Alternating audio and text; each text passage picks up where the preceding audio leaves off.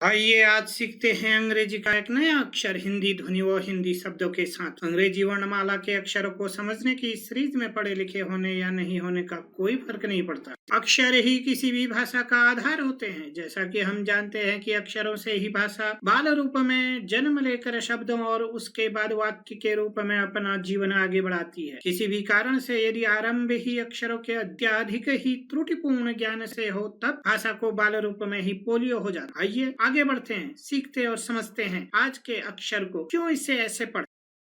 आइए जाने इस अक्षर को और अंग्रेजी की सच्चाई का पता लगाएं। जाने ग्रामीण भारत की शिक्षा एवं भाषा को कमजोर करने में अंग्रेजी का योगदान, विशेषतः ग्रामीण भारत। पहला प्रश्न, क्या आपको सच में पता है यह क्या है? आपका उत्तर होगा H। अंग्रेजी के एक अक्षर H का नाम। जबकि दूसरा प्रश्न हमें स्वयं से और भी पूछना चाहिए, जो कि अधिकांशतः हम नहीं पूछते। यही कारण है हम अंग्रेजी के अक्षरों को सही व व्यवहारिक रूप में समझ नहीं पाते। प्रश्न, क्या यह बिल्कुल वैसे ही है जैसे हिंदी के एक अक्षर का नाम है? मेरा उत्तर होगा बिल्कुल भी नहीं, नॉट एट ऑल। यही हमें समझना है, समझाना है। जितनी देर समझने में उतनी ही देर समझाने में होगी और इसका मूल्य उतने ही समय तक आने वाली पीढ़ियों को चुकाना ही होगा अपनी शिक्षा में। जब मैं कहता हूँ विशेषतः ग्रामीण भारत, इसका भाव या आशय समझना भी अत्यंत ही आवश्यक है। इसके लिए कृपया क्यों एंड कैसे, प्रश्न, व्हाई एंड हाउ नाम की प्लेलिस्ट के वीडियोस देखते रहे। अभी का यह वीडियो आरंभ अक्षर ध्वनि ज्ञान ABCD लर्निंग नाम की प्लेलिस्ट के अंतर्गत आता है। मूल अंतर H और ह अक्षर में। What is the basic difference between H and ह? ह न केवल इसका नाम है बल्कि उच्चारण के समय इसकी ध्वनि भी ह ही होती है, अर्थात जैसा नाम वैसा काम। ह कब बनता है? जब व्यंजन हलंत रूप में ह के साथ अ आ जाता है, तब ह नाम का यह अक्षर बनता है। यदि हम देखें, हमारे स्वर और व्यंजन होते हैं, लेकिन जैसे ही स्वर व्यंजन के साथ आता है उसे क्या बना देता है? एक अक्षर बना देता है। इसीलिए मैं बोलता हूँ, बोलते समय हम व्यंजन रूप का प्रयोग करते हैं। जैसे ह हल, अक्षर का प्रयोग नहीं करते, हॉल नहीं बोलते, हम क्या बोलते हैं? हल। हिरन ही एक अक्षर है।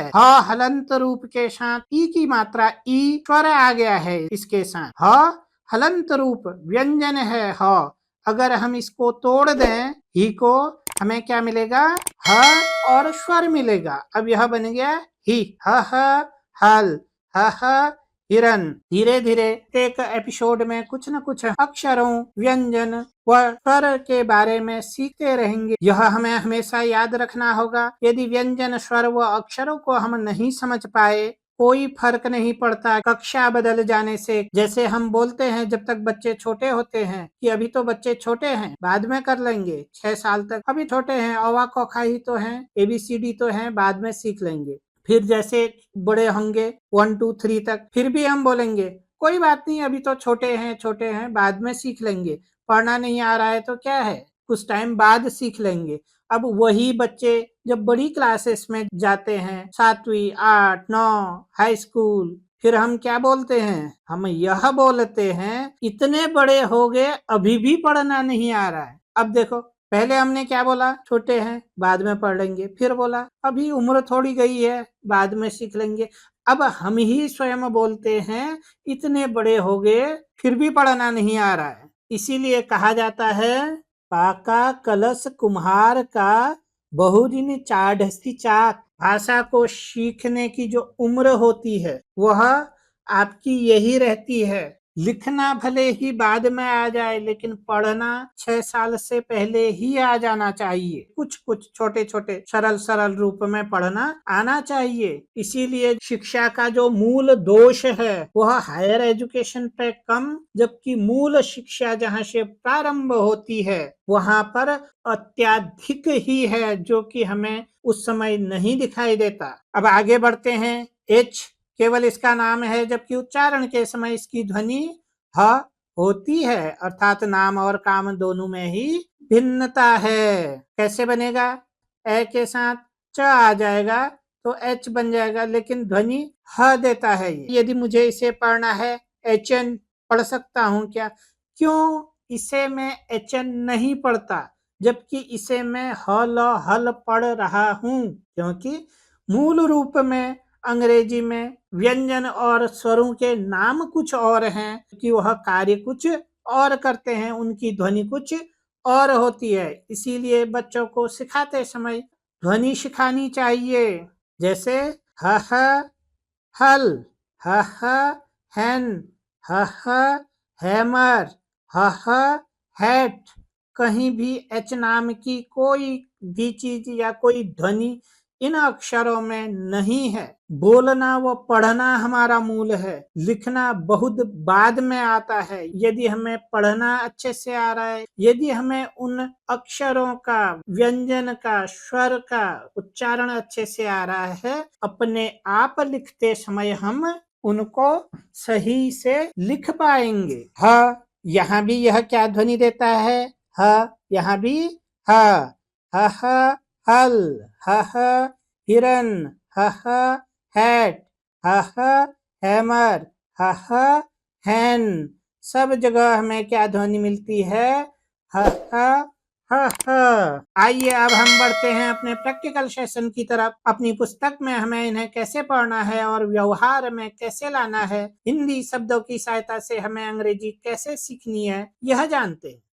एच केवल नाम है, ध्वनि क्या मिलती है? ह हाथी, जैसे हाथ, हाथी, hen, हैमर, हॉर्स, हाथ, हैट, हिरन, हॉकी, हिप्पो, हाउस, हल,